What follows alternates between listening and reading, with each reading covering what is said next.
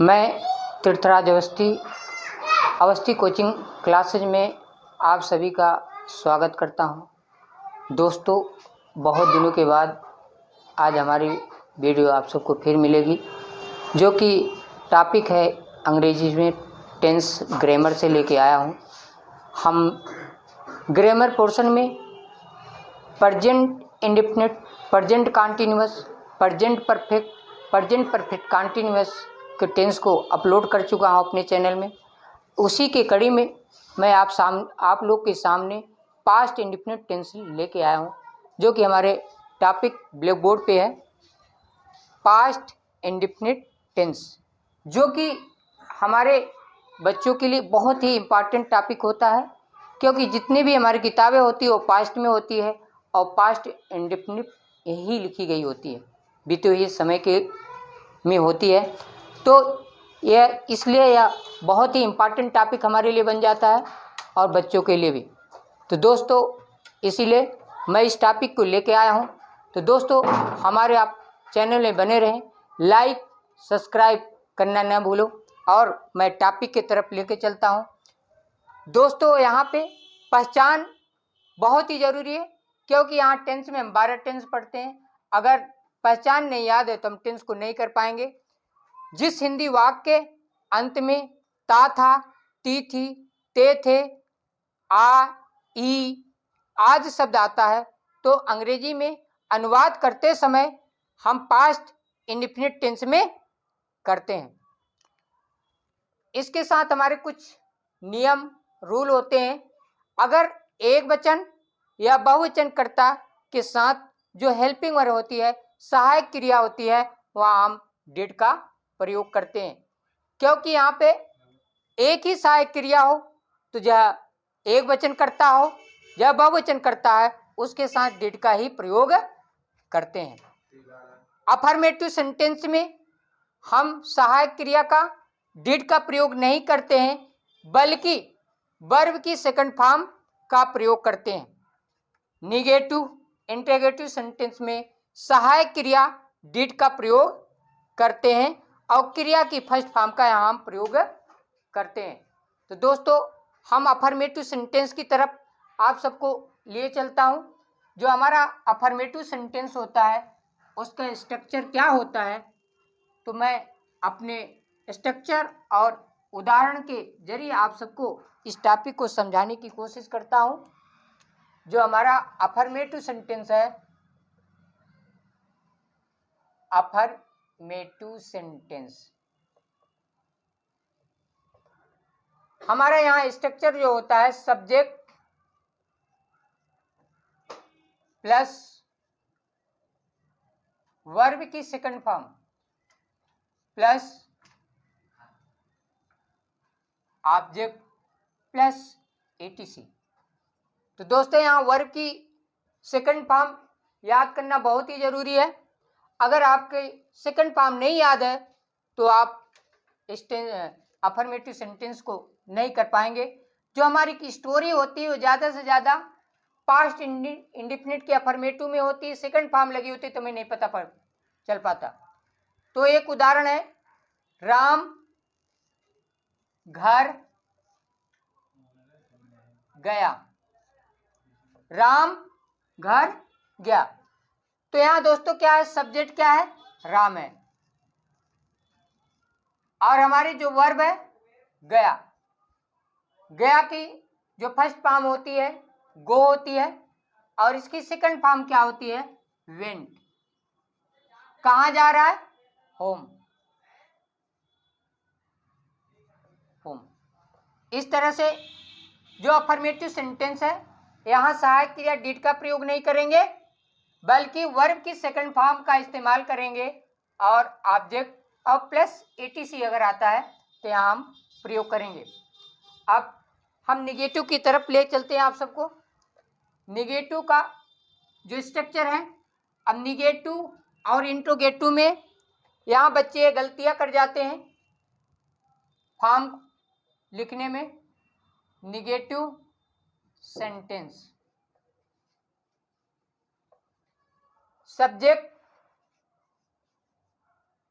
Plus सहायक क्रिया did का प्रयोग करेंगे, चाहे एक वचन हो या बहुवचन, प्लस नॉट और प्लस। गलतियां क्या करते बच्चे, यहाँ वर्ब की फर्स्ट फॉर्म का प्रयोग करेंगे, प्लस ऑब्जेक्ट प्लस etc,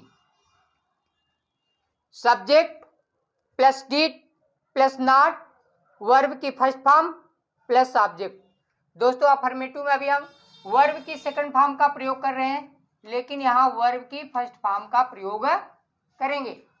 दोस्तों हमारा जो फर्स्ट फॉर्म होती है लगभग सभी बच्चों की याद होती है, सेकंड और थर्ड फॉर्म नहीं याद होती है।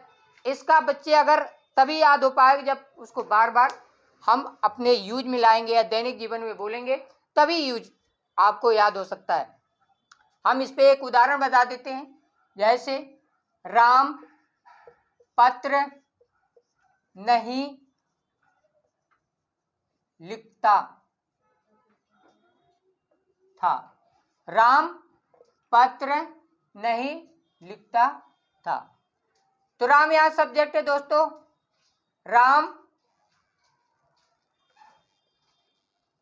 राम सहायक क्रिया डिड लगेगी, या एक वचन या बहुवचन हो।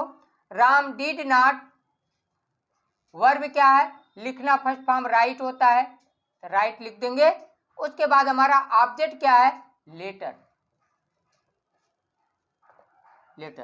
Ram did not write a letter, ये हमारा निगेटिव सेंटेंस का स्ट्रक्चर और उदाहरण।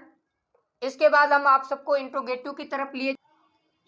दोस्तों अब हम इंट्रोगेटिव सेंटेंस की तरफ लेके चलेंगे, जो कि दो प्रकार का होता है, एक WH वर्ड और एक यस नो टाइप का। तो हम पहले टाइप के इंट्रोगेटिव की बात करेंगे। पहले जो हमारा स्ट्रक्चर है, did plus subject plus not, verb की फर्स्ट फॉर्म प्लस ऑब्जेक्ट। हम इस पे एक उदाहरण आपको बता देता हूं। इसमें क्या होता है, बच्चे बहुत सारी गलतियां करते हैं। क्या यह WH वर्ड यहां पहले आएगा, क्या तुम मंदिर नहीं गए थे। तो दोस्तों ज्यादातर बच्चे गलती करते हैं, क्या, कैसे, क्यों, कहां, कब अगर आ जाए तो उसकी अंग्रेजी लिख देते हैं। ऐसे अगर सेंटेंस आता है तो उसकी अंग्रेजी नहीं लिखी जाती, इसके स्थान पे हम सिर्फ सहायक क्रिया हेल्पिंग वर्ब का प्रयोग करते हैं। कोई भी टेंस हो, चाहे फ्यूचर का हो चाहे प्रेजेंट का हो, सब में सहायक क्रिया ही लिखी जाती है। तो यहाँ क्या लिखा जाएगा, डिड, क्योंकि पास्ट इंडिपेंडेंट के हेल्पिंग वर्ब क्या है, डिड है। उसके बाद सब्जेक्ट, फार्मूले के अकॉर्डिंग सब्जेक्ट के बाद अगर नॉट आया, नहीं शब्द आया, तो उसके लिए नॉट का प्रयोग करेंगे। इसके बाद वर्ब की फर्स्ट फॉर्म गो, कहाँ जा रहा है, did you not go to temple.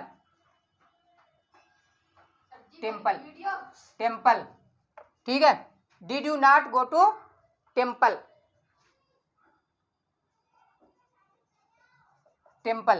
Did you not go to temple. अब दूसरे प्रकार का हमारा जो इंट्रोगेटिव होता है, इसी सेंटेंस के जरिए हम आप सबको बता देना चाहता हूं। अब यहां WH word plus did plus subject plus not, verb की फर्स्ट फॉर्म प्लस ऑब्जेक्ट। हम उसी उदाहरण द्वारा आप सबको बता देता हूं कि तुम क्या मंदिर नहीं गए थे। तुम क्या मंदिर नहीं गए थे। अब हमने क्या बताया, WH वर्ड पहले आ जाएगा। WH वर्ड मतलब व्हाट डिड, सब्जेक्ट यू है। उसके बाद नॉट नहीं आया तो उसके लिए हमें नॉट लिखना पड़ेगा, व्हाट डिड यू नॉट। उसके बाद हमारी जो क्रिया है, वर्ब की first form go, what did you not go to temple और लास्ट में क्वेश्चन मार्क लगाना ना भूलो। तो इस तरह से हमारा पास्ट इंडेफिनिट का अफर्मेटिव, निगेटिव और इंट्रोगेटिव जितने भी प्रकार के सेंटेंसेस होते हैं इस तरह से हम करते हैं। दोस्तों, आप सभी से हमारी गुजारिश है, जिस तरह से आप हमारे चैनल में बने पड़े हैं और आप सबका सपोर्ट उसी तरह से बनाए रहें। लाइक सब्सक्राइब करना हमारे चैनल को न भूलें और शेयर करना, ज़्यादा से ज़्यादा शेयर करें ताकि हम इसी तरह से वीडियो आप सबको और अच्छी से देते रहें। और अपने चैनल को देखने के लिए अवस्थी कोचिंग क्लासेज की तरफ से आप सभी का थैंक यू।